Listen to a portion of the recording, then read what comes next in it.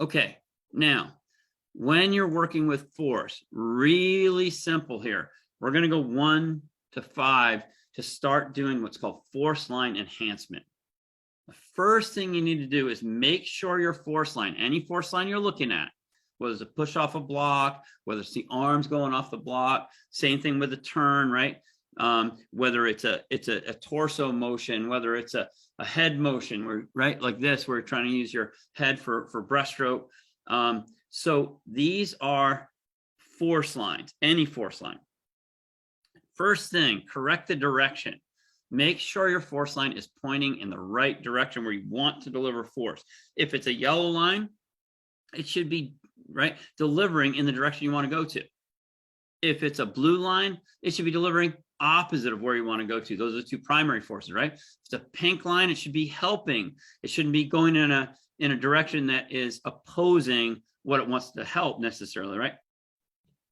Unless it's actually doing that on purpose. It doesn't want to, let's say it's supposed to go this way and it leads it this way.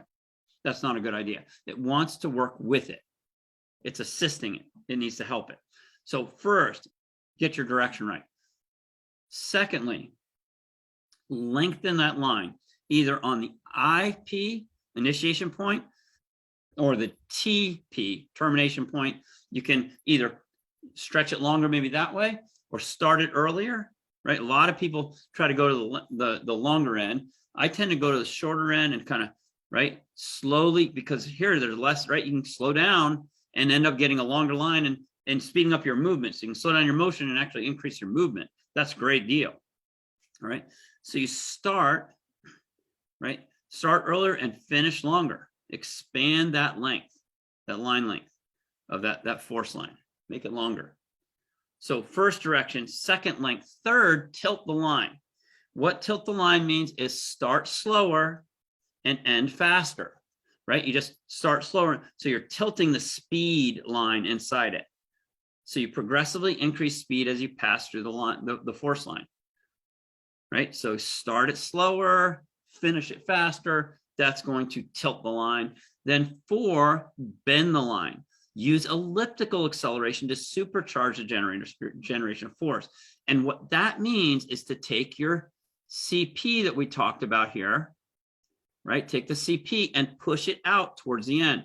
So instead of accelerating early in it, wait to accelerate late, right? So almost getting to the MP4 and then really giving a lot of thrust here. So it's boom, boom, boom, boom, boom, boom, like that, right? So it starts slow, it's speeding up, but it's not speeding up that fast. And that's how you get that swimmer C type of action. And the last thing you do is then you match.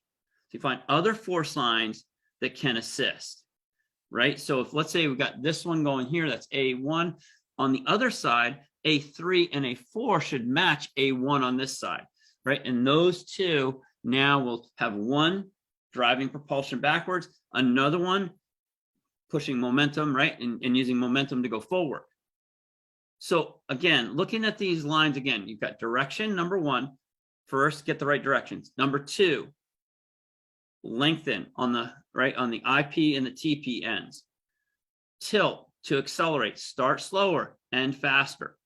Number 4, bend the line, get your elliptical acceleration so you can become swimmer C instead of, right? So number 3 here makes you swimmer B.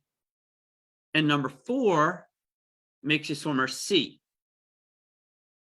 And then to get the whole team synergizing, working together, match them with other force lines so they work together, right? And you can use your torso, right? You've got T0, T1 here, a little bit, right? So you can turn like that, and they can drive acceleration in there. So you can use power along with your momentum on one side and your propulsion on the other.